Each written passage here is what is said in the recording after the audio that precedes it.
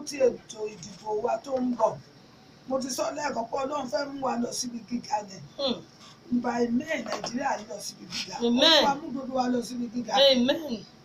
Agbára ẹ̀ ní Ọlọ́run ló lè bá wa ṣe tí ò ní sí wàhálà ní ètò ìdìbò tó ń bọ̀. Olúwa bá wa ṣe. Gbogbo wa náà ti ń gbàdúrà. Ẹni tó bá jẹ́ ọmọ Ọlọ́run tòótọ́ kò lè gbàdúrà pé kí wàhálà ó wà nítorí pé kò sí nǹkan tá a rí gbà nínú wàhálà.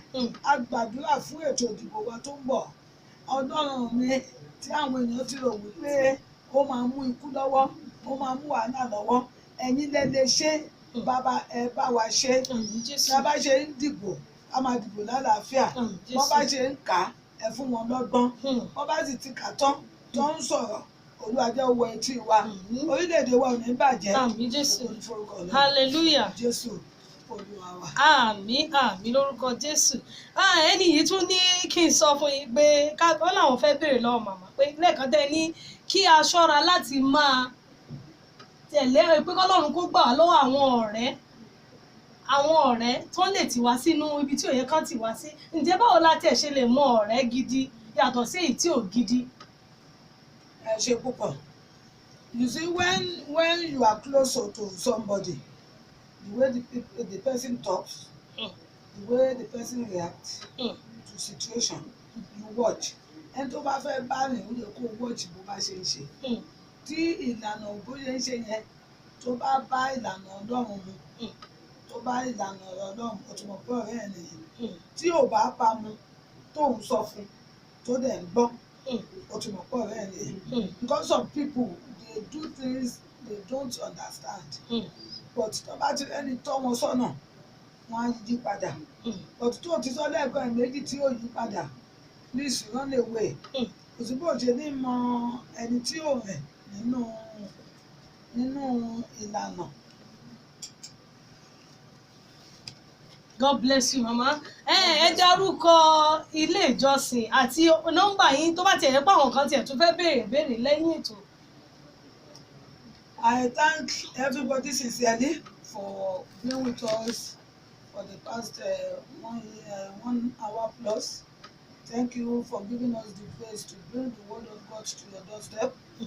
And this time next week, we start our praises by 11:30 to 12, and we go into the preaching and the prayer session by 12 to 1.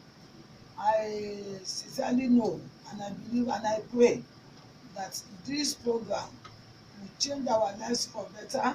In Jesus' name. Amen. I'm Dr. Prophetess C.I.A. Akinrodoye, Mama Oluwakeeyin. I'm the president and the GO of C.I.A Ministries, Christ Bible Prophetic Churches worldwide, and we reside at number 1 Oluwakeeyin bus stop in Oluwakeeyin community, Adegbayi, Old Ife Road. We are coming from gate after airport junction is Alakia. After Alakia is our place. You can ask for Oluwakeeyin or Achiever School. You get us there.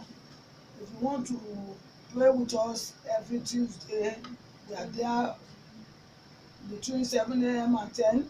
We pray, and I sit down to counsel after 10 o'clock. We invite everybody to join us.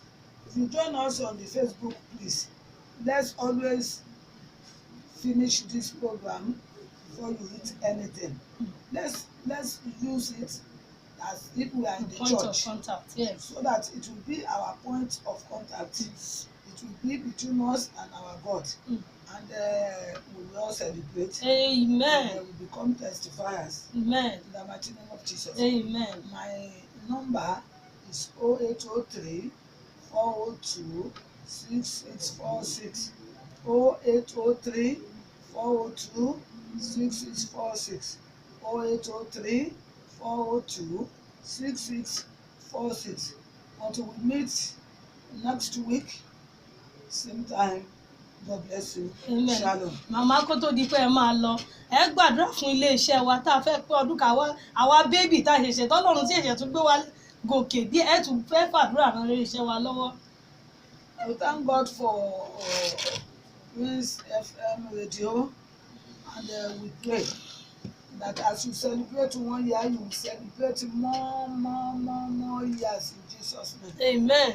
This place is for evangelism, and that is why God must bless this station. Amen. God will bless your station. Amen. In Jesus' name. Amen. Between the day you started and 1 year, Olúwa tètè fún yín ní speed. Amen. Láti ṣe jù bẹ́ẹ̀. Amen. In the mighty name of Jesus. Amen. Gbogbo àwọn tó ń ṣiṣẹ́ nílé iṣẹ́ yìí ẹ gba ọgbọ́n tuntun. Àmín Jésù. Bíbélì sọ wípé tó bá lẹ́ni tí ò ní ọgbọ́n kó béèrè fún.